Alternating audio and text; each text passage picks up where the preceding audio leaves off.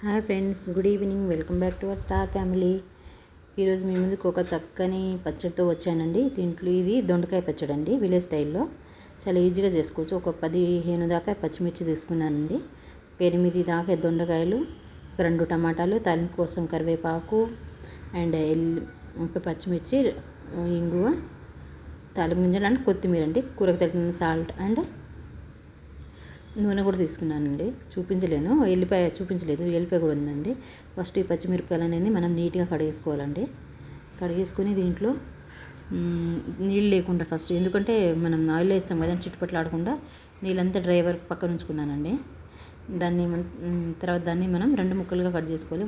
పచ్చిమిర్చి హోలేస్తే ఆయిల్తో పేలిపోతుందండి టప్పమని, అందుకోసం కట్ చేసి వేసుకుంటాను. తర్వాత దొండకాయలను కూడా క్లీన్ చేసుకున్నానండి.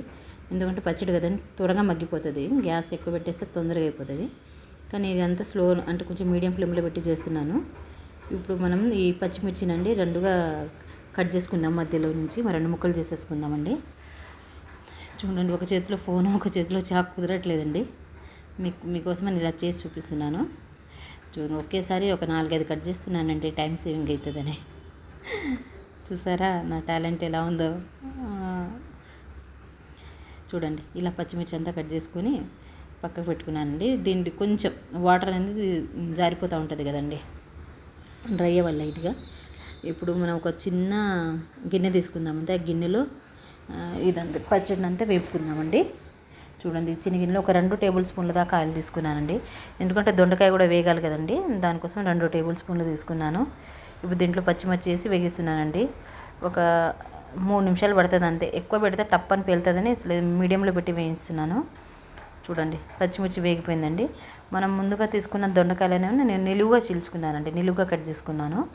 చూసారా, ఇలా నిలువుగా కట్ చేసుకుంటే తొందరగా మగ్గిపోతుందండి. పచ్చిమిర్చితో పాటు అది కూడా మగ్గిపోతుంది. చిన్నగా వేస్తే అది కాలిపోతుంది, అందుకోసమని నిలువుగా వేసేసానండి పచ్చిమిర్చి సైజులోనే.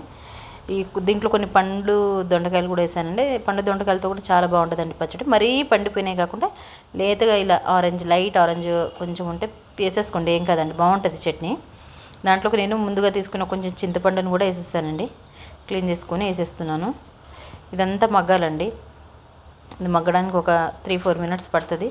చూసారా, మగ్గిపోతుంది. ఒకసారి తిప్పుతున్నాను చూడండి, ఇలా మగ్గితే సరిపోతుందండి. ఇప్పుడు దీంట్లోకి మనం, ఎందుకంటే టమాటాలు కూడా మగ్గాలి కదండి, అందుకోసం ఇవి అన్నీ ఒకేసారి మగ్గేటట్లు 2 టమాటాలు కట్ చేసుకున్నానండి, అవి కూడా వేసేసాను. ఇదంతా ఒకసారి తిప్పుకుందామండి. ఈ టమాటాలు, దొండకాయలు అండ్ మిర్చి తొందరగా మగ్గాలంటే మనం దీంట్లో వేయాల్సిన ఇంగ్రీడియంట్ ఏంటంటే ఉప్పు. ఏదేసి అన్నీ వేయి, నన్ను వేయక మాత్రం మర్చిపోకుంటుంది కదండి, ఆ ఉప్పుని వేస్తున్నాను ఇప్పుడు తొందరగా మగ్గిపోవడానికని. నేను ఒక 5 నిమిషాలు అలా వేపిస్తున్నానండి, మీడియం ఫ్లేమ్లో పెట్టి. మూత అయితే ఏం పెట్టట్లేదు ఫ్రెండ్స్, నార్మల్గా వేపిస్తున్నాను. టమాటా మగ్గుతేనే ఆ జ్యూస్ అనేది ఆ దొండకాయలకి వెళ్ళి పచ్చిమిర్చికి వెళ్ళి కొంచెం పచ్చిమిర్చి ఘాటు తగ్గుతుంది అండ్ పచ్చడి టేస్టీగా వస్తుందండి. పచ్చడి ఎప్పుడైనా వేపుకోవాలి, వేపుకుంటేనే బాగుంటుంది. చూడండి, వేగుతున్నాయి, ఇలా వేయించుకున్నానండి బాగా. అండ్ దీంట్లో ఇప్పుడు కొంచెం కొత్తిమీర కూడా ఇప్పుడే వేసేస్తున్నానండి, పచ్చి కొత్తిమీర ఇప్పుడు దీంట్లో వేసుకుంటే మగ్గుతేనే టేస్ట్ ఉంటుంది. కొంతమంది రుబ్బేటప్పుడు కూడా వేసుకుంటారు, నేనైతే ఇలాగే వేస్తాను దీంట్లోకి. ఒక్కొక్క పచ్చడి ఒక్కొక్క స్టైల్లో చేసుకుంటానండి, అలా అయితేనే నాకు మంచిగా అనిపిస్తుంది. పచ్చడి లేకుండా అయితే అన్నం తినలేను నేను. చూడండి, దొండకాయలు ఇది నిన్న ఈవినింగ్ చేశాను ఫ్రెండ్స్, అది ఇప్పుడు పోస్ట్ చేస్తున్నాను వీడియో. చూడండి, మంచిగా వేగిపోయింది, కింద అడుగంటుతుందని ఆపేసానండి. చూడండి, దొండకాయ కూడా వేగిపోయిందండి, టమాటా కూడా గుజ్జు గుజ్జు అయిపోయింది. దీన్ని కాసేపు చల్లార్చినిచ్చి మనం మిక్సీ జార్లో తీసుకుంటున్నాం.